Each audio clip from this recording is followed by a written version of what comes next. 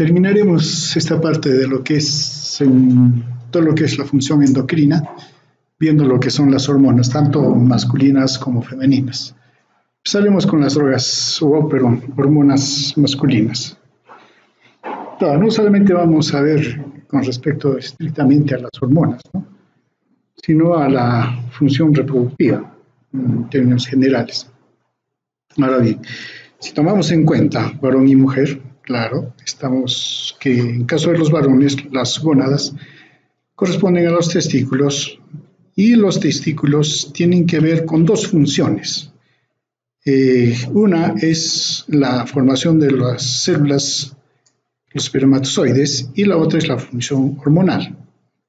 Estas son dos funciones que cumplen los testículos.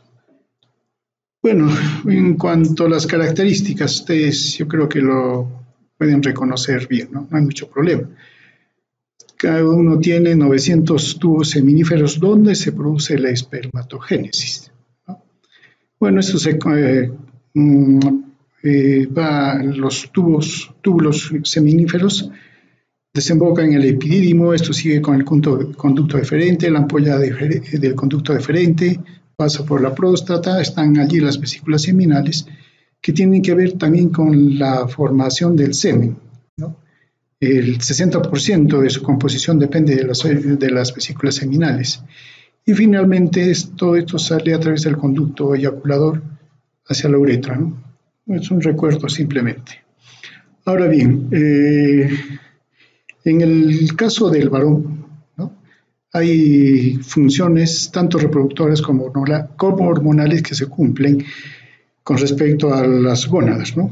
Una es la espermatogénesis que mencionamos, el otro es el acto sexual masculino y el control hormonal relacionado con la reproducción, pero no solo con la reproducción, sino que con las características fisiológicas del varón. Claro, entonces, teniendo en cuenta estas dos funciones que al comienzo mencionamos, endocrina y la exocrina, entonces entramos a ver con respecto a la función, ¿no? En este caso entramos por la parte endocrina. Claro, este eje un poco que ustedes ya lo conocen, ¿no? Las células que se encargan de producir la testosterona son las células de Leydig, células intersticiales de Leydig, que sintetizan la testosterona a partir de colesterol. Claro, supongo que cuando han hecho la parte general, se puede clasificar las hormonas en dos, ¿no? Aquellos son derivados del colesterol, entonces están todos los esteroides, y aquellos que no son esteroides.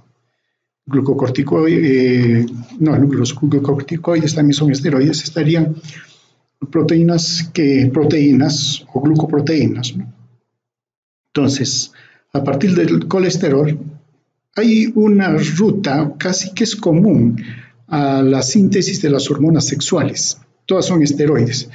Pero miren, en este caso, la síntesis de testosterona pasa por la pregnenolona, que es el paso común para la síntesis tanto de hormonas masculinas como femeninas, y más bien luego se empieza a diferenciar. Está la progesterona, es como segundo paso en este caso, y luego androsterona y testosterona. La progesterona es una hormona femenina.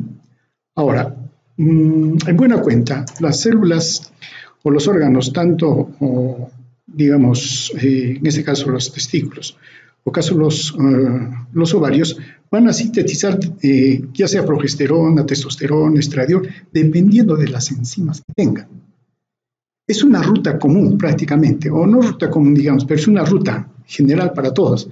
Dependiendo de las enzimas que tenga el órgano, es que se produce, por ejemplo, progesterona. En este caso, por ejemplo, en el óvulo, simplemente este proceso se detiene acá. Y entonces se tiene progesterona, ya no se tiene testosterona. Pero en este caso sigue, ¿no? Entonces, la síntesis de hormonas sexuales depende de las rutas metabólicas que las enzimas van a posibilitar en los órganos sexuales. Muy bien, entonces tenemos acá hasta la testosterona. Es cierto, el testículo produce principalmente testosterona, estas cantidades, digamos, pero también en menor cantidad de hidrotestosterona, androstenediona, ¿no? Ahora, la testosterona sí es la que más se produce, pero la testosterona da lugar a la dihidrotestosterona. Si comparamos los dos, en gran cantidad se produce testosterona y en muy poca cantidad de hidrotestosterona, pero la dihidrotestosterona es mucho más activa que la testosterona. Y la testosterona en la mayoría de los tejidos periféricos va a ser metabolizada a dihidrotestosterona y ella es la que va a dar lugar a los efectos. También se produce androstenediona y también, dependiendo de la enzima, estradiol. En muy pequeña cantidad, 50 microgramos por día, en caso del varón, ¿no? Entonces, pero está ahí. Y eso vamos a ver luego que participa en las manifestaciones o en los efectos que inclusive dan características masculinas, ¿no? Eso vamos a ver más adelante. Ahora, todas estas drogas son metabolizadas a nivel hepático y como metabolitos, digamos, que están presentes están la androsterona y la dihidroepiandrosterona. Todos ellos los consideramos como hormonas o andrógenos en términos generales, ¿no? Todos son andrógenos, solo que unos tienen más efecto o efecto biológico que otros. Y de hecho la testosterona es la principal, digamos, en todo esto, pero definitivamente la dihidrotestosterona, hablando biológicamente, es más activa, ¿no? Bueno, en términos generales, ¿no? Sí, la testosterona tiene por función el mantenimiento y desarrollo de los caracteres sexuales masculinos, ¿no? Sí, especialmente durante la maduración de los espermatozoides y también el desarrollo.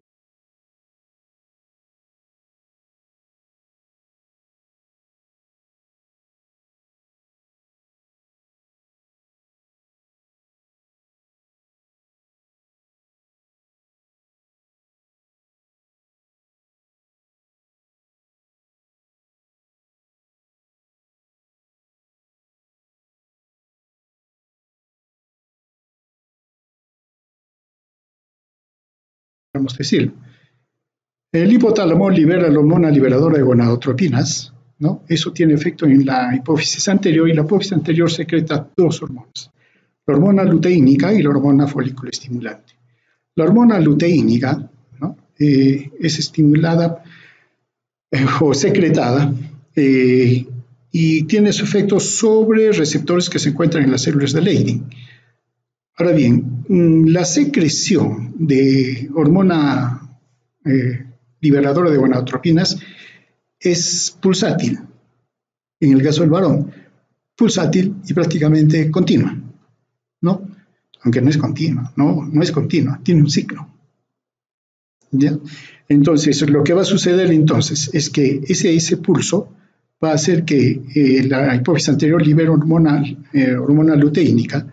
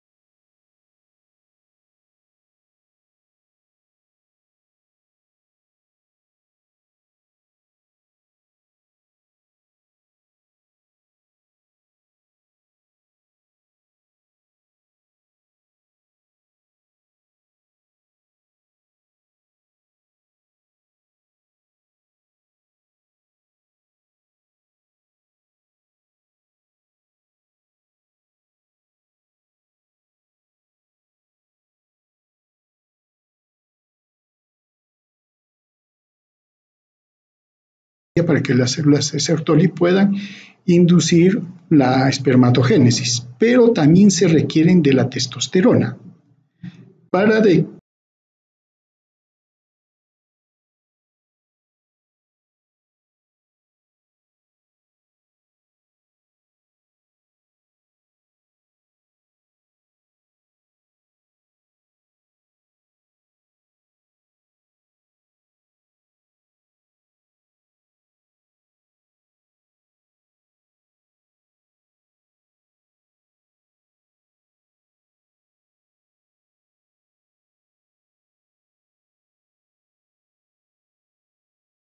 esta hormona, la inhibina. Entonces, la inhibina también va a aumentar con respecto al aumento de espermatozoides. Y eso, entonces, si hay una alta producción de espermatozoides, aumenta la inhibina, y la inhibina sí inhibe a la hipófisis anterior para la liberación de la folícula estimulante. De tal manera que también los espermatozoides en su producción están siendo controlados. Ahora bien, hay una relación prácticamente entre la hormona liberadora de gonadotropina y la hipófisis anterior pulsátil, ¿cierto?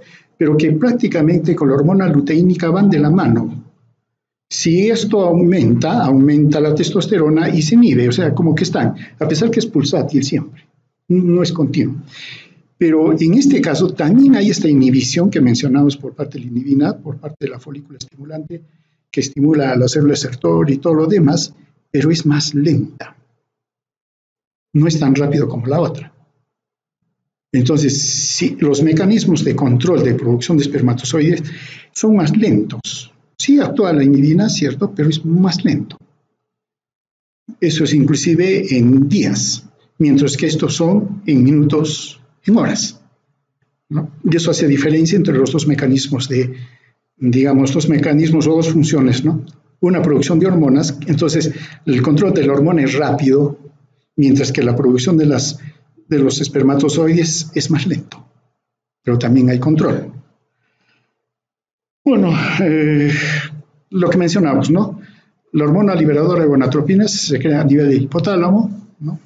Como dijimos, en cantidades regulares de 90 a 100, cantidades regulares de 90 a 100, con ciclos, 120 minutos. Son ciclos, pero pulsátiles. No estamos hablando de un ciclo similar al caso de la mujer, por ejemplo, es diferente, ¿no? A pesar que es cíclico, no estamos haciendo alusión a un ciclo circadiano, ¿no? Ahora, el hipotálamo sí controla la función testicular mediante esta hormona al estimular a estas dos hormonas, ¿no? Tanto la luteínica y la folícula estimulante. La luteínica estimula la síntesis de testosterona, mientras que la folícula estimulante estimula la espermatogénesis.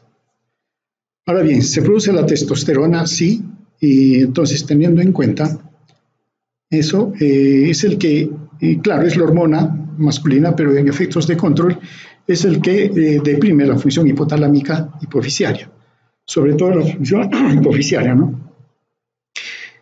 Y inhibe la producción de folícula estimulante y hormona luteinizante. No es exclusiva la testosterona de la luteinizante, también tiene un efecto sobre la folícula estimulante.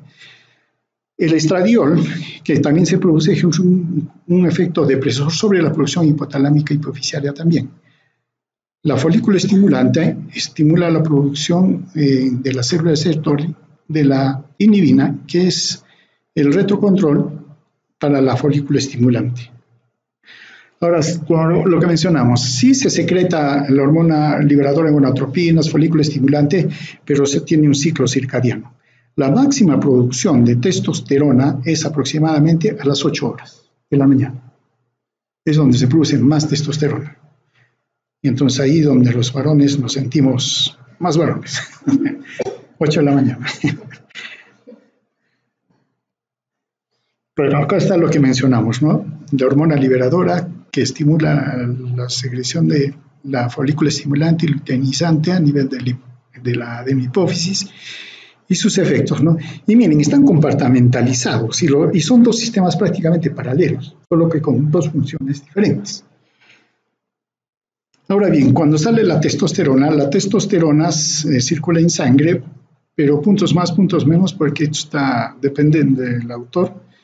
Bueno, en este caso nos dice que la albúmina se une en un 38%, la testosterona se une en un 38% a la testosterona y en un 60% a la globulina de unión a hormonas sexuales, en un 60%. Claro, este es en el caso de este autor. Y solamente queda libre 2%, y ese 2% es el único que tiene actividad biológica. Lo que está unido no tiene actividad. Ahora bien, claro, como mencionamos, hay una liberación de la testosterona, finalmente, que es circadiana. Claro, finalmente la testosterona está siendo producida porque desde arriba le está llegando la orden. Significa que la hormona liberadora de gonadotropinas y también la hormona luteínica, su secreción es cíclica. ¿Mm? Claro, si no la testosterona, ¿por qué tendría ese comportamiento? ¿No? Y va disminuyendo a hacerse mínimo a las 8 de la noche. Ahora, como mencionamos, a nivel de sangre se transporta, bueno, acá el autor nos dice 60% y globulina transportadora de hormonas sexuales un 40%. Un poco lo contrario del otro autor, pero como ustedes van a leer varios textos, van a sacar su conclusión. Pero lo que nos interesa es que solamente hay 2% libre, y eso es prácticamente lo que hace efecto, ¿no? Ahora bien, esta enzima, la 5-alfa reductasa, va a catalizar la conversión de la testosterona en dihidrotestosterona. Y como mencionamos, la dihidrotestosterona es la que tiene mayor efecto biológico. Ahora, hay dos isoformas de la 5-alfa reductasa. Tipo 1, que está en el hígado, que entonces prácticamente interviene en la metabolización de la testosterona y a nivel también de la piel no genital. Y la de tipo 2, que está presente en el aparato urogenital del varón, en piel genital de varones y aún de la mujer también se encuentra esta enzima. La dihidrotestosterona sí se une a los receptores de testosterona para activar o modular en todo caso la expresión de genes de manera más eficiente. Claro, la dihidrotestosterona y la testosterona actúan a través de receptores nucleares, ¿no? A diferencia de insulina y las otras hormonas, pero todas las hormonas esteroideas actúan a través de receptores nucleares, ¿no? Y sí, la testosterona y la dihidrotestosterona se unen al mismo receptor androgénico, que es un miembro de los receptores nucleares que mencionamos, ¿no? Están ahí varias sustancias, ¿no? Ahora bien, sí, tanto la testosterona como la dihidrotestosterona se liga a un dominio aceptor del receptor, y el complejo receptor dihidrotestosterona, testosterona o andrógeno actúa sobre factores de transcripción y eso estimula la expresión de genes respectivos y de esa manera controlan el comportamiento celular. Claro, si se controla la expresión nuclear, ese es el mejor mecanismo para controlar a la célula, ¿no? Ahora, hay otra enzima, la enzima aromatasa, ¿no? Que cataliza más bien la conversión de testosterona en estradiol. Y sí, hay aromatasa en el testículo, por eso que hay estradiol. Pero también el estradiol hay en otros tejidos y también es segregado en los testículos en caso del varón. Entonces tenemos estradiol. ¿Qué vamos a hacer? Bueno, esta es la ruta, ¿no? O la relación que hay en la testosterona androstenediona, la aromatasa la convierte en estrone y la 17-cetoreductasa la convierte en estradiol. Y es la misma aromatasa que también convierte a la testosterona en estradiol. Bien, entonces, ¿qué tenemos al final? Tenemos 3 hormonas producidas en el testículo: la testosterona, la dihidrotestosterona y el estradiol. Si tomamos en cuenta la propia testosterona, sí tiene que ver con la diferenciación sexual. Pero acá un ratito vamos a tener que conversar más adelante. Pero tiene que ver con el desarrollo de la musculatura, la masa ósea, la eritropoiesis, tiene una acción psicotrópica, ¿no? Tiene que ver mucho con la actividad sexual, la potencia sexual, el líbido, y también tiene que ver con el metabolismo lipídico, ¿no? Eso como testosterona, más o menos señalando directamente. Pero si tenemos en cuenta la 5-alfa reductasa y esta nos da la dihidrotestosterona, ella va a desencadenar también algunos efectos. Por ejemplo, de la diferenciación sexual, la distribución del vello secundario, la producción de grasa, el desarrollo de la próstata, ¿no? Esto también a través de receptores androgénicos. Básicamente la dihidrotestosterona y la testosterona lo hace a través de estos receptores androgénicos. Por el otro lado, ¿qué tenemos? A la aromatasa. Y la aromatasa, ¿qué nos da? Estradiol. El estradiol tiene que ver con la masa ósea, con el cierre epifisiario, acción psicotrópica, metabolismo lipídico, acción de retrocontrol, ¿no? También lo que mencionamos tiene que ver con el desarrollo de la próstata. Esto lo hace a través de receptores estrogénicos. Entonces, no solamente habíamos dependido de la testosterona. Bueno, como mencionamos, el mecanismo de acción de la testosterona o la dihidrotestosterona es a través de receptores nucleares. Estos receptores nucleares que se encuentran, algunos se encuentran propiamente en el citosol, y entonces en el citosol se unen el complejo receptor y hacen una transducción hacia el cel, no, un viaje hacia el núcleo. Otras veces el receptor está en el mismo núcleo y entonces el esteroide ingresa hasta el núcleo. En este caso, si hay una proteína receptor en el citosol, entonces hay una translocación, llega y entonces va a dar lugar a la modulación de la expresión genética a dos niveles. Una, estas cuando se unen a lo que se llama elementos de respuesta A, en este caso elementos de respuesta a hormonas sexuales. Y queremos ponerle el apellido, elementos de respuesta a dihidrotestosterona, porque también hay elementos de respuesta a estradiol, elemento de respuesta a, ¿cuál sería? A retinol, que es otra ya diferente, ¿no? Pero finalmente es esteroide. Entonces, ¿qué cosa es el elemento de respuesta? ¿Se acuerdan del operón? El operón tiene los genes que se expresan, pero ¿quién los regula? Están los genes reguladores, ¿no es cierto? Y más adelante está ¿quién? El operón y el regulador. Esa parte, ahí es donde se colocan estos receptores, allí. Y entonces inducen o bien la expresión genética, ¿no? Porque lo que pueden hacer es simplemente al regulador que está inhibiendo la expresión, lo retiran.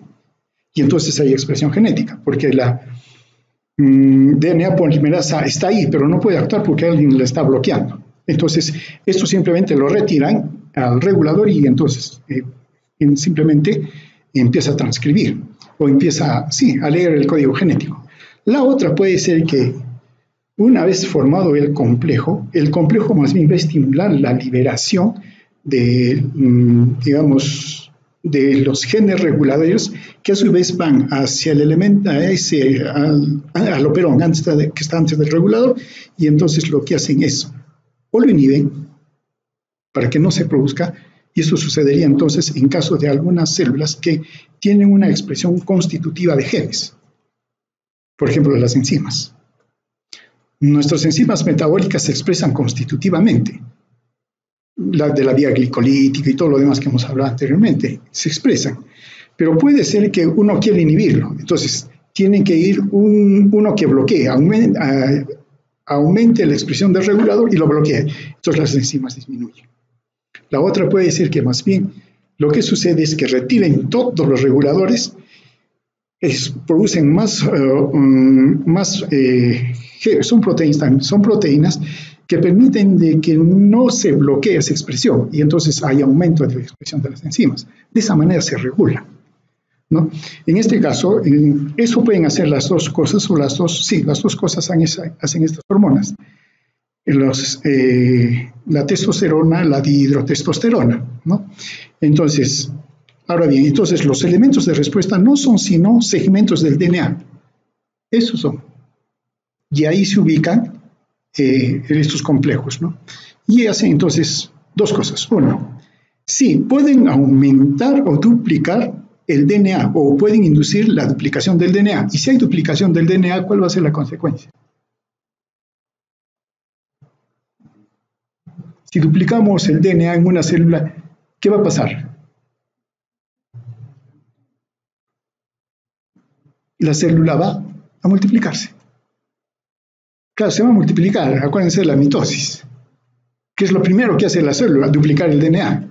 Y una vez que duplica el DNA, después ya se separa y entonces, sí, estas hormonas sí causan duplicación, sobre todo a nivel de la próstata, ¿no? Tienen ese efecto. La otra, no hacen duplicación del DNA, pero sí su expresión para convertirlo en RNA. Eso se llama transcripción. Y entonces, si hay transcripción, ¿en qué va a terminar eso? En traducción y síntesis proteica. Y entonces se producen proteínas que van, uno, por un lado, pueden modular el comportamiento de la célula o van a ser secretadas, ¿no es cierto? Ejemplo, eritropoyetina. Claro que no es la principal, ¿no? Que estimula, pero sí estimula la síntesis de eritropoyetina. Entonces, todo a través de un manejo que se da a nivel del núcleo por estas hormonas. Ahora bien, dentro de las funciones de la testosterona. Claro, la testosterona es la responsable de las características distintivas del sexo masculino, cierto, pero hay unos secretitos por ahí. La testosterona es necesaria inclusive en la etapa fetal, aún diría embrionaria, porque la 10ª semana es embrión o es feto. Si estamos en 10ª semana de gestación, embrión, feto. Embrión, desde la fase de embrionaria, la testosterona tiene que estar presente en caso de los varones. Si no existiera testosterona, es mujer.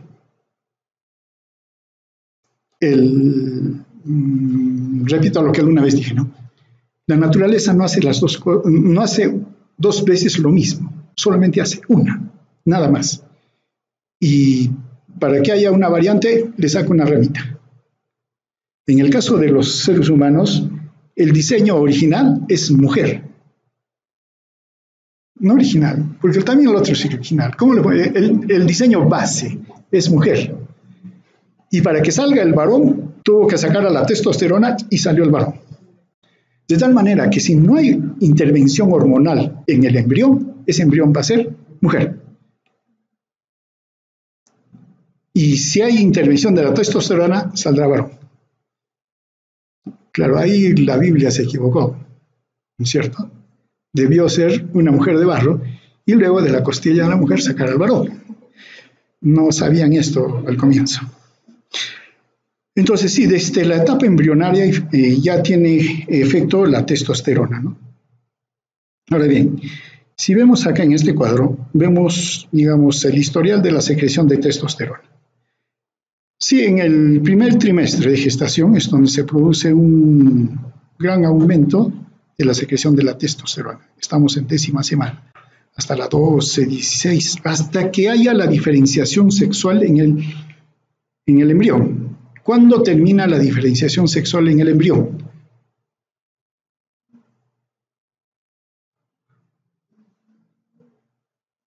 Claro, empezaría la 10ª semana, ¿no? ¿Cuándo finaliza?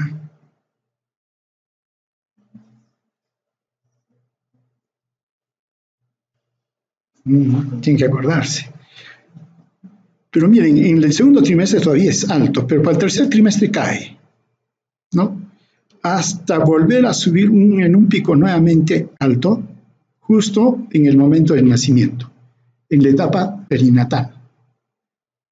Unas semanas antes y unas semanas después. Días antes, días después, de nuevo aumenta la secreción de testosterona. Y luego disminuye todo el periodo de la niñez, todo hasta la adolescencia. A partir de los 10 años ya se está considerando ahora, pero la mayoría de autores dice 13 años, pero en fin, sí, la pubertad se está adelantando, tanto en varones como en mujeres, y luego sí hay un aumento, ¿no? En el adulto joven y maduro, digamos, se mantienen los niveles más altos, y más bien las personas ya adultas van disminuyendo, y disminuye prácticamente hasta el 50%. Por eso que las personas adultas, tercera edad, por ejemplo, ya no tienen el mismo comportamiento, ¿no? O al menos ya no están tan locas las hormonas, tan tranquilas. Efectos que tienen las hormonas masculinas, ¿no? Y teniendo en cuenta sobre todo el tipo específico, ¿no? El conducto de Wolff. ¿Se acuerdan del conducto de Wolff?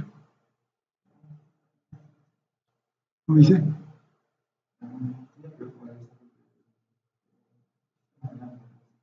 Sistema D. Todas lo que son las vías, ¿no? Ya, estimula el crecimiento y la diferenciación varones y mujeres, esto sobre todo a cargo de la testosterona. Los genitales externos, para su desarrollo, masculinización y crecimiento, depende de la dihidrotestosterona. El seno urogenital, a nivel del seno urogenital, hay la masculinización también y crecimiento, también depende de la dihidrotestosterona. A nivel de los huesos, el cierre de la epífisis y el efecto anabólico está combinado entre el estradiol y la testosterona. Más adelante lo veremos. La laringe, el crecimiento, alargamiento de las cuerdas vocales, testosterona o dihidrotestosterona, bueno, es lo mismo. Los riñones, la producción de eritropoyetina, la testosterona, la dihidrotestosterona. A nivel hepático, la inducción de enzimas, ¿no?, para la síntesis proteica. El efecto metabólico o lipídico, aumento de HDL y disminución de LDL. ¿No? Esto es debido al efecto de la testosterona, los dos, testosterona y dihidrotestosterona. A nivel de la médula ósea, como mencionamos, la estimulación de la eritropoiesis, ¿no? A nivel del testículo, te estimula y mantiene la espermatogénesis, eso de la dihidrotestosterona y el estradiol. El estradiol está comprometido.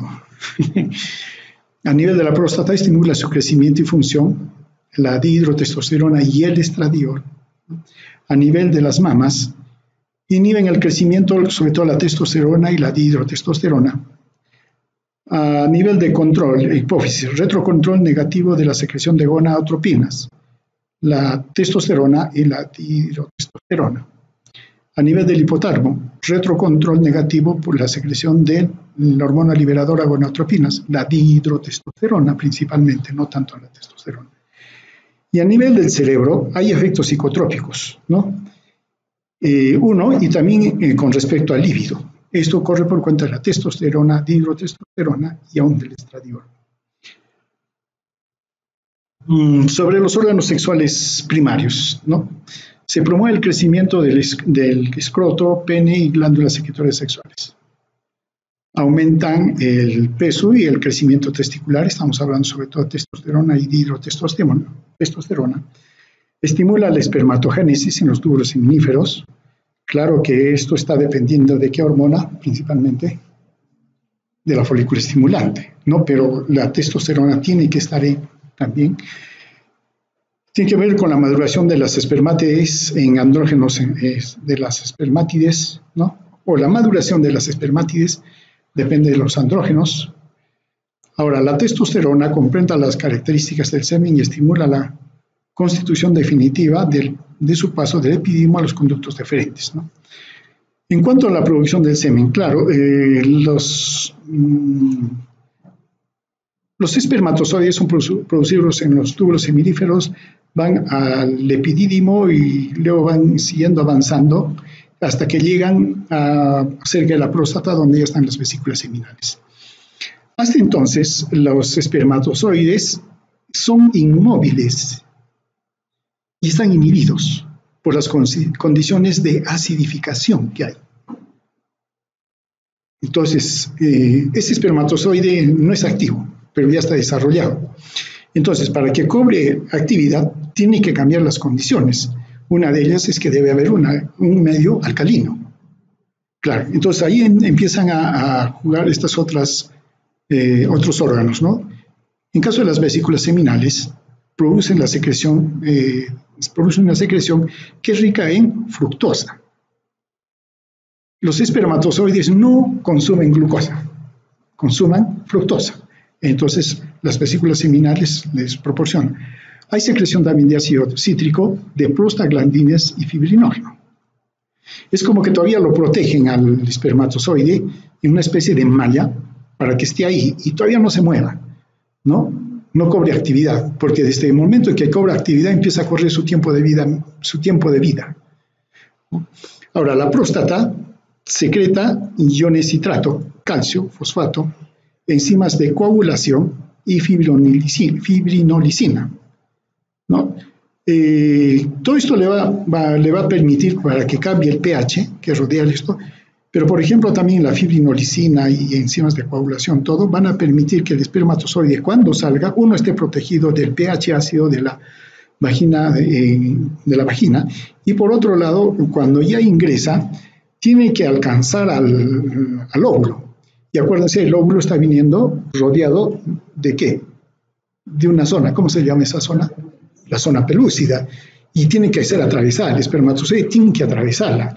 Y para eso el espermatozoide también cuenta con enzimas, entre ellas granuloridasa, que tiene que atravesar, ¿no? Entonces, toda esta secreción de vesículas seminales y la próstata va a dar lugar a lo que es el semen, más lo que ha venido de los espermatozoides. Todo ese volumen, distribuyéndolo en volumen, espermatozoides corresponde al 10% del semen, el líquido seminal 60% es el que más, y del líquido prostático 30%. Ahora bien, en cuanto a las características secundarias, ¿no? Claro, está el incremento de la masa muscular. La testosterona, los andrógenos tienen acción anabólica, ¿no? También inducen la proliferación de glándulas sebáceas, y es ahí donde el varón tiene complicaciones en la pubertad, el acné. Demasiada secreción de células de secreción sebácea muchas veces hace que se tape, no salga. Y más la flora que tenemos, ya tenemos el problema. Unos más, otros menos, ¿no? Engrosamiento de la piel, ¿no? Hipertrofia de la laringe, producción de la voz grave, etc., ¿no? Entre las acciones metabólicas, como mencionamos, son anabólicos y tienen efecto mineralocorticoide. Aumenta la síntesis proteica a nivel de la masa muscular, por ejemplo, incremento de la retención de nitrógeno y induce un balance negativo de nitrógeno, tiene acción miotrófica con aumento de la masa muscular, aumento de la estatura corporal sobre los huesos largos, aumento del peso corporal, hay retención de sodio, cloro, agua, es la acción mineralocorticoide que tiene, y retención de fósforo y potasio.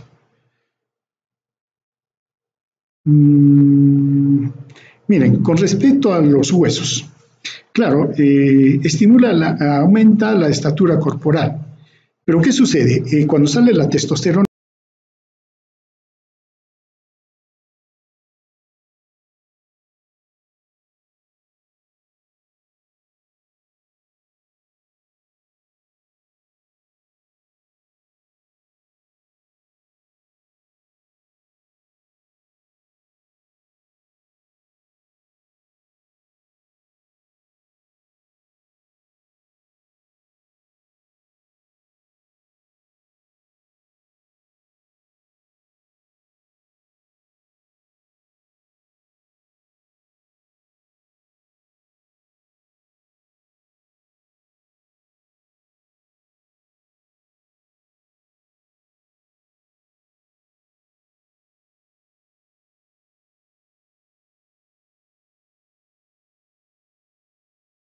pero le cortaban el periodo de crecimiento. ¿Qué significa? Que, por decir, en condiciones naturales,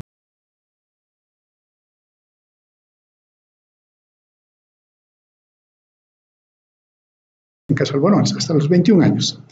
Ya, pero queríamos que el niño crezca más rápido. Sí, se le daba testosterona, 17, 18 años crecía más, pero ya no crecía hasta los 21 años, sino a los 19 años, ahí no hay quedado su crecimiento. Y entonces, sí, acelera el crecimiento, pero lo acorta.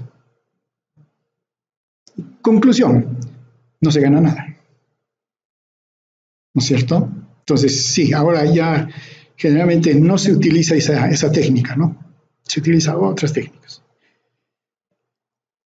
En el caso de lo que mencionamos, la testosterona, como mencionamos, actúa desde la vida intrauterina, séptima semana todavía. Otros autores dicen la décima, no importa. Por estímulo de las gonadotrofinas coriónicas. Claro, ¿quién produce testosterona si todavía no hay testículo? Las células de la cresta germinal, que posteriormente también se van a diferenciar desde ahí a testículo y todo lo demás, pero ellos ya producen testosterona. ¿Y a órdenes de quién? De la hormona gonadotrofina coriónica, porque la otra es gonadotrofina hipofisiaria, es la que nosotros manejamos, mientras que el niño, o mejor dicho, el embrión, maneja la hormona gonadotrofina coriónica. Y esa hormona hace que las células de la cresta germinal produzcan testosterona. Y hay testosterona. ¿no? Ahora bien, y entonces esa testosterona va a dar lugar que se formen los testículos. Ya se producen los testículos. Entonces, es necesario entonces para la diferenciación sexual testosterona, etapa embrionaria.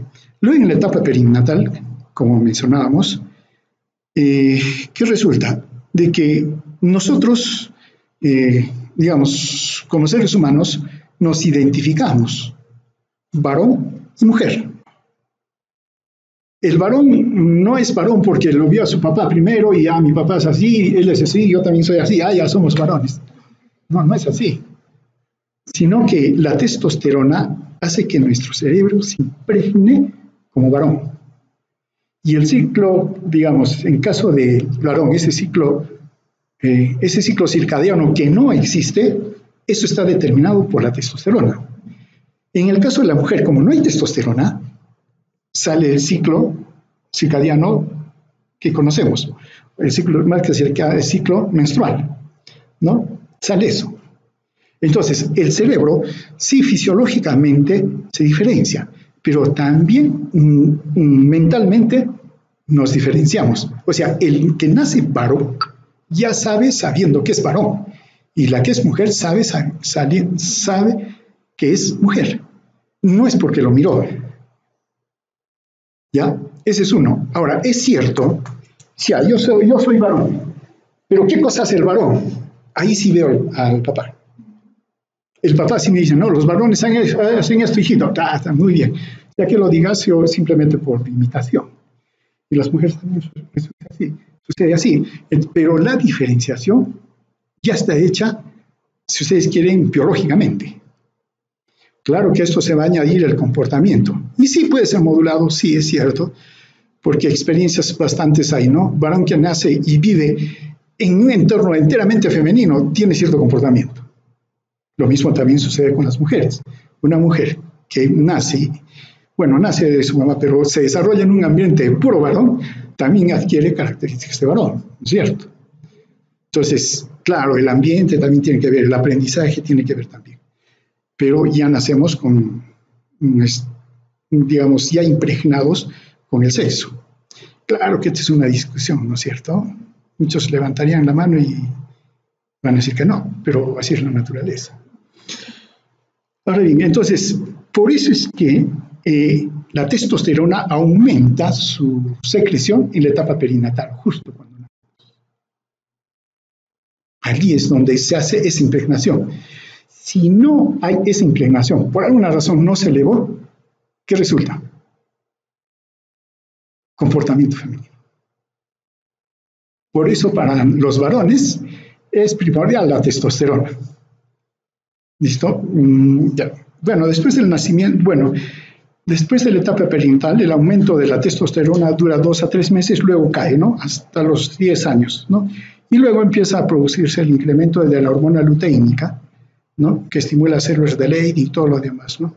¿El por qué? ¿Por qué a los 10, 12, 13 años se le ocurre en este momento a las células de Leydig, o mejor a la hipófisis, liberar al hipotálamo primero y a hipófisis después, liberar hormona liberadora de gonadotrofinas y luego hormona luteínica?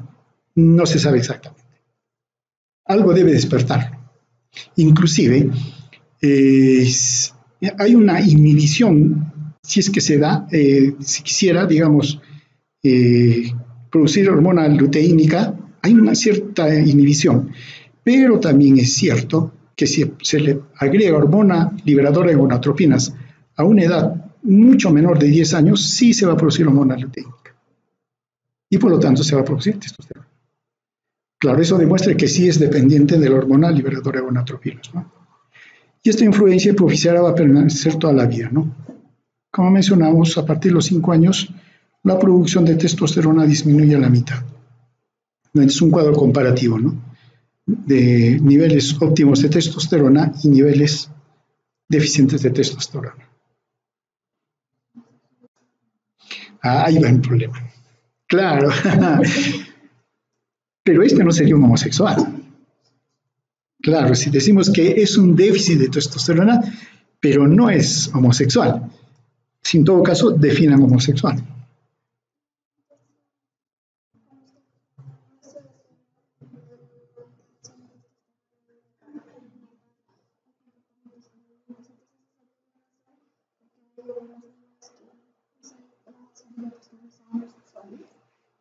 Claro, ahí es que esa es la discusión. Ahora, díganle eso a uno de ese lado, los pegan.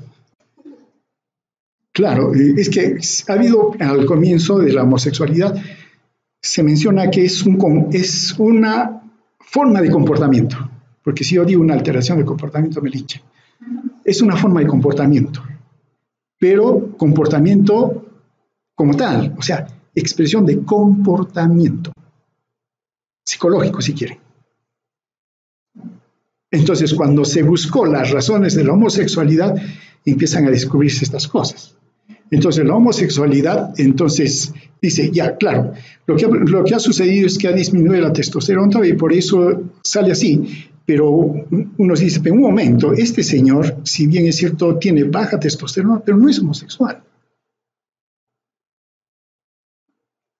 Claro, claro, poniendo en términos machistas, ¿no? Este se conquista a 10, él se conquista a 2. ¿Y lo vamos a decir por eso homosexual? No. ¿Se dan cuenta? Entonces, ahí viene la discusión que hay, ¿no? Finalmente, la discusión ahora está, ¿la homosexualidad es un problema biológico o es un problema psicológico, de comportamiento? La discusión está ahí ahora, ¿no? Y lógico, pero también eso tiene consecuencias. Al descubrirse que había estas cosas, ya se encuentran las bases biológicas, entre comillas, de homosexualidad. Entonces, esto es alteración. Entonces, los homosexuales son gente alterada. Claro, y resultó que se levantan toda la mancha y han hecho su manifestación. O sea, ahí está la discusión. Yo tengo mi punto de vista, no sé si ustedes la tendrán, pero para mí la naturaleza nos ha dicho 1 o 2, no hay más, ¿no? No hay tercera opción. Que pueda haber alteraciones, sí, como cualquiera, ¿no? Todos debemos tener una vista 20/20, sí, pero algunos no lo tienen. ¿Y eso los hace diferentes? No. Pero somos conscientes de que mi vista pues, no es tan buena. La pregunta es que si este mismo principio lo podemos aplicar a esto. Claro, nos es más fácil reconocer una enfermedad, qué sé yo, un accidente, pero ya ni modo, pero, qué sé yo, tienes paralizado el cuerpo o está amputado, ya pues no importa, eso lo reconocemos y nadie, bueno, hay discusión, pero todos lo aceptamos y no discriminamos mal. Pero en esto que es mucho de comportamiento, conducta y mucho de sexualidad, claro, si alguien se sale, no es varón ni es mujer, ¿qué cosa será? Y por lo tanto está mal, está enfermo, todo el mundo protesta. Claro, ¿por qué me dices que estoy mal? Está bien, pero ¿por qué tengo que estar con cualquiera de los dos? Entonces ahí viene el problema de esto, ¿no? Y concepciones religiosas y todo lo demás ya complican más la cosa.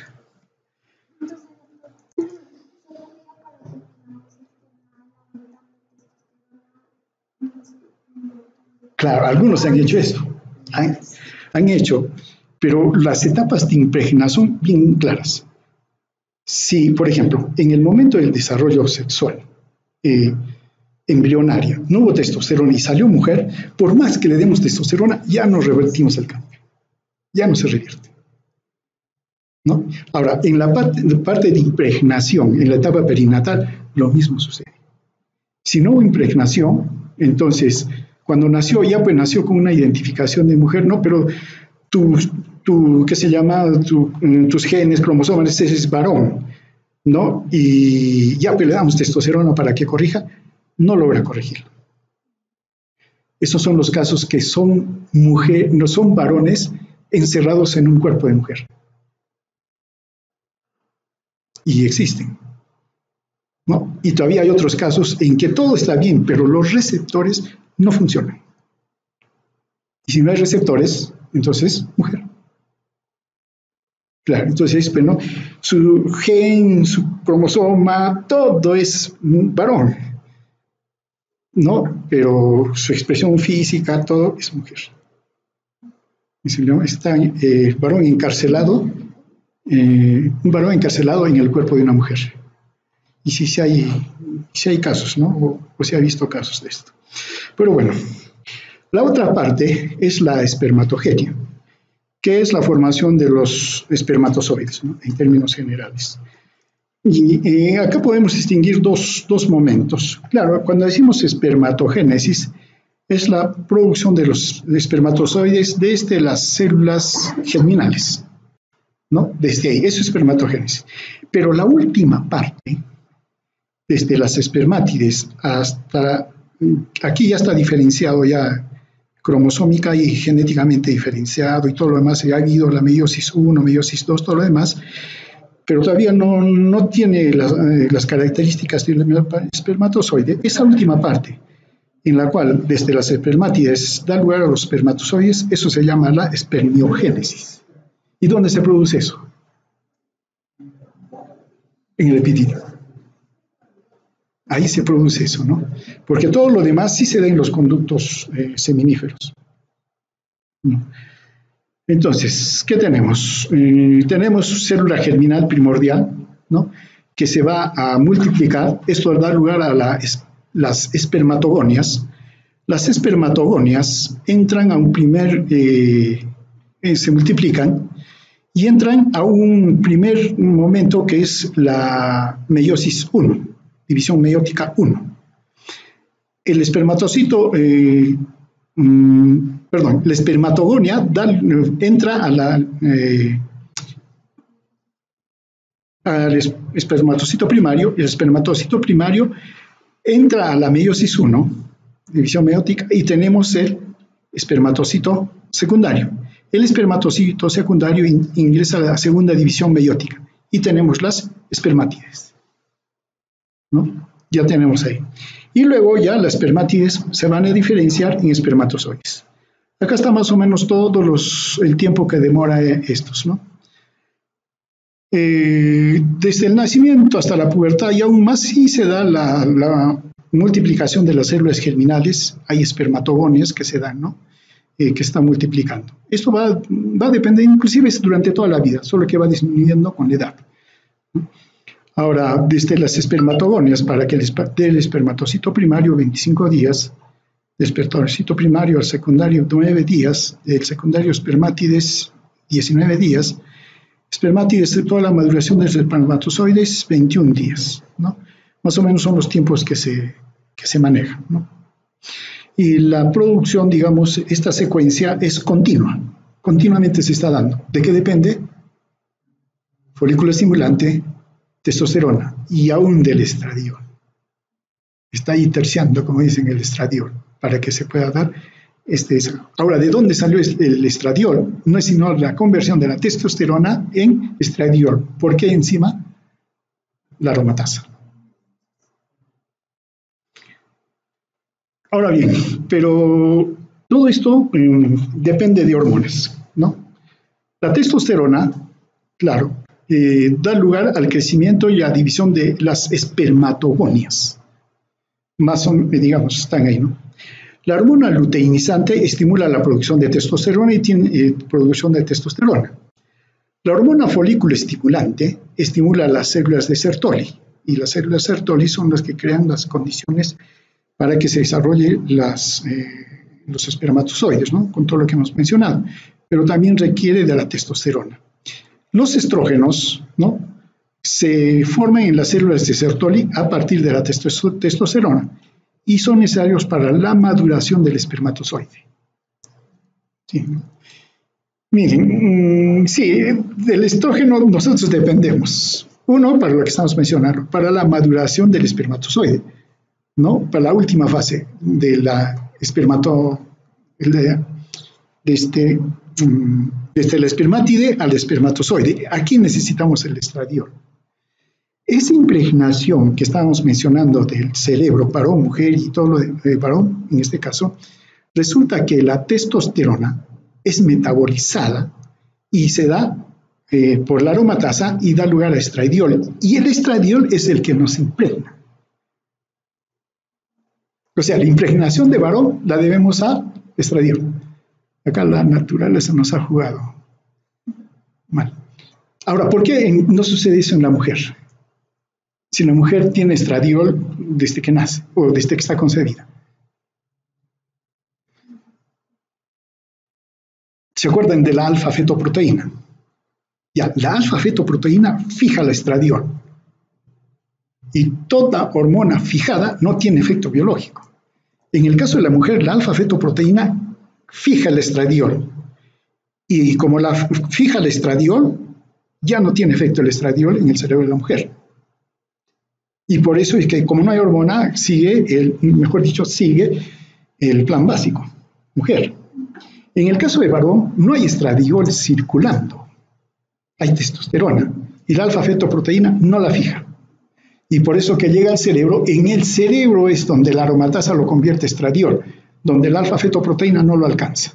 Y el estradiol es el que nos impregna. Sí, la naturaleza nos ha jugado acá mal. No importa. También se depende de la hormona del crecimiento, ¿no? Porque controla las funciones metabólicas básicas de los testículos, cierto, pero tiene que ver sobre todo con la multiplicación de las células germinales. Cuando han hecho hormona de crecimiento, la hormona de crecimiento, ¿en qué fases tiene efecto del desarrollo humano? Claro, todos decimos pubertad. Claro, pero ¿son la pubertad?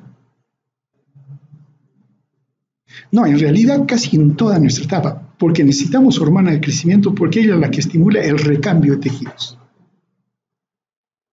Nosotros estamos haciendo recambio de tejidos, ¿no? Pero entonces, por lo tanto, necesitamos una pequeña cantidad de hormona de crecimiento, aun cuando somos adultos. Y está ahí, ¿no? Entonces, eso permite el recambio. Claro que en la etapa de la pubertad eso se dispara, ¿no? Entonces tiene el efecto de crecimiento, todo, ¿no? Entonces, sí se necesita para que estas células germinales puedan multiplicarse. Alguien tiene que estimularlas y la hormona del crecimiento es la que hace eso, ¿no?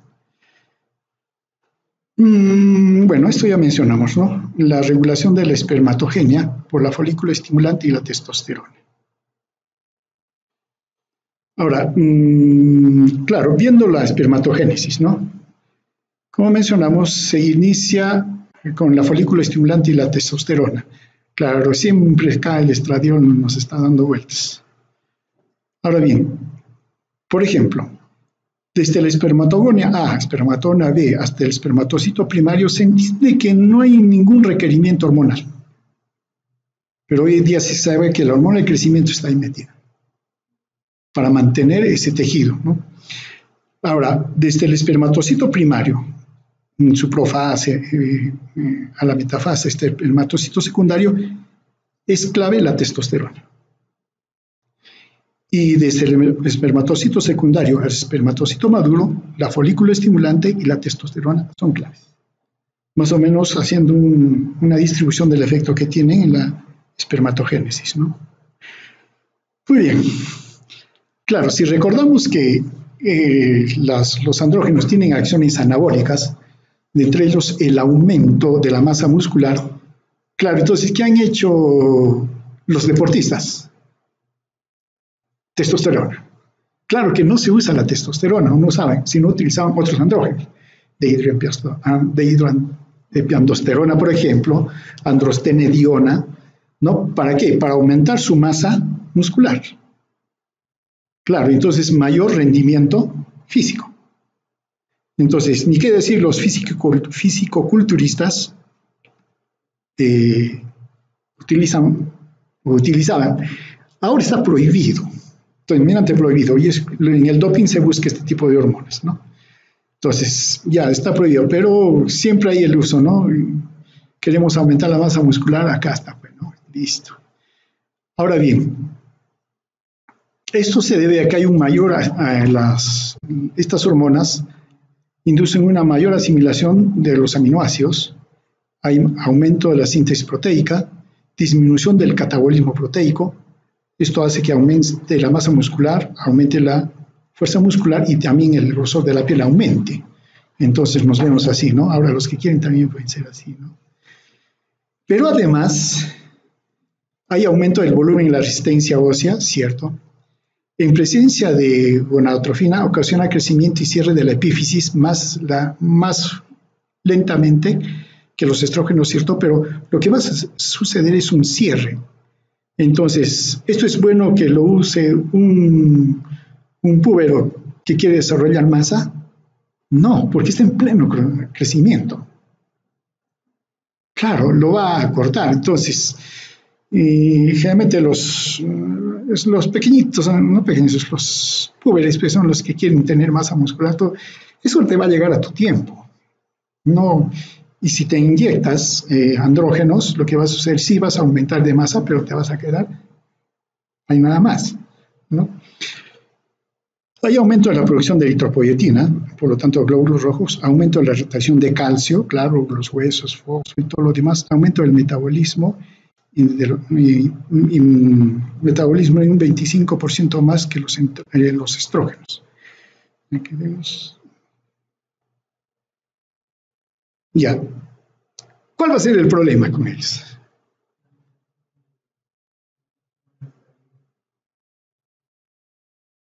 Ya, supongamos que aumentan la masa muscular, ya no crecen, ya se sacrificaron, pero quieren tener masa muscular. Pero ¿cuál va a ser el otro problema? Acuérdense que hay otro sistema de control, ¿no es cierto? Que esto va a hacer que inhiba al eje hipotálamo-hipófisis gonadal. Y el hipófisis va a disminuir la folícula estimulante. Va a inhibir la folícula a la luteinizante. Y entonces, ¿qué pasa con las gónadas? Se vuelven chiquitos. Claro, se hipotrofian, por lo menos, ¿no es cierto? Se hipotrofian. Entonces, bueno, vea, acá tenemos un poderoso señor, puro músculo, pero no hay potencia. Ese es el problema que tiene. Claro, y muchos hacen esto para ser más potentes. Al comienzo como que sí les da resultado, aumenta la libido, todo eso. Pero como esto es continuo, lo que va a suceder es esto, ¿no? De que la parte genital va a sufrir. Claro, entonces por eso hay que pensarlo, ¿no? ¿Qué es lo que uno desea? Bueno, en cuanto a la metabolización, ¿no? Sí se metabolizan estas drogas, o perdón, estas hormonas por oxidación, ¿no? Del grupo oxidrino del anillo A en la posición 17, ¿no? Los principales metabolitos, tioconalona, androsterona, se eliminan por la orina conjugados y son 17 cetoesteroides. Claro, pero también esto se produce se produce por la metabolización de otros esteroides que se producen a nivel de la corteza suprarrenal. Por eso estos metabolitos no pueden ser utilizados como una medida de la producción de testosterona. Porque si solo lo produjera el testículo, claro, el hígado se encarga de metabolizar y dependiendo de la cantidad que se elimine, uno puede dosar y dice si hay aumento o disminución, ¿cierto? Pero resulta de que también se producen por la corteza suprarrenal, por ejemplo, entonces ya eso altera, ¿no? Pero eso no sucede en caso de las mujeres, con otras hormonas, ¿no? Que lo veremos después. Y bueno, para terminar, lo que mencionábamos en un comienzo. Nosotros sí nos diferenciamos por el sexo, porque hay una diferencia, primero, diferencia genética. ¿Cuál es el gen que tienen los varones que no tienen las mujeres? El SRY, ¿no? El determinante testicular, algo así que se le llama, ¿no? Claro, ese sería el gen. Luego, la diferenciación cromosómica, XY, el Y, ¿no? En nuestro caso. Eso da lugar a la diferenciación gonadal. Y eso da lugar a la diferenciación fenotípica. Y la diferenciación fenotípica da lugar a la diferenciación conductual. Y la diferenciación conductual hace una diferenciación cultural. Por eso que en la diferenciación sexual hay 7 factores. Genético, cromosómico, gonadal, fenotípico, conductual, cultural, nos falta uno. Nos falta hormonal, claro, las hormonas. Claro, testosterona, ¿no? Entonces, bien, son esos 7 factores los que nos definen en el sexo, en este caso varones, ¿no? también funciona lo mismo para las mujeres.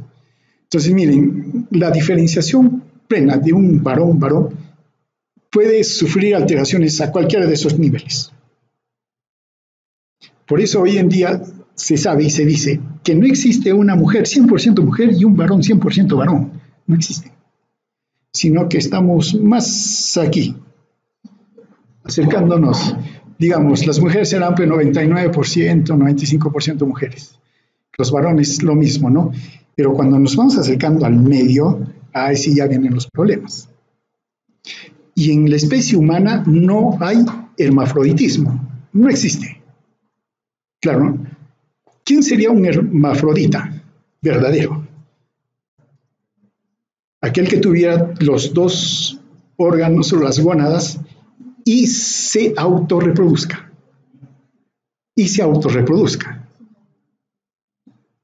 ¿No?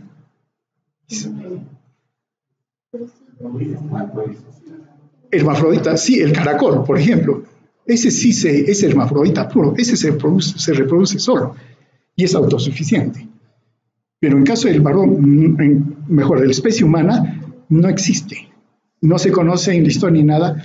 ¿Por qué? Porque simplemente puede haber alteraciones en la diferencia en el genético, cromosómico, todo, pero el patrón va a ser mujer. Entonces, en el ser humano no se conoce que haya un ser humano que haya nacido con sus dos órganos genitales, varón y mujer, y que se haya autorreproducido. Si no, ahorita estarían por acá. Y no hay, ¿no? Pero también es cierto que esos dos, varón y mujer, en extremos totales, hoy día se reconoce que no, porque hay varios factores, ¿no? que definen el comportamiento sexual. Entonces estamos ahí, ¿no? Bueno, yo me contento con 95-96%, ¿no? Pero estoy claro. No, el problema es cuando se va acercando a la línea media, ¿no? Ahí es el problema. A lo que mencionamos, ¿no? La diferenciación a nivel del cerebro también que se da.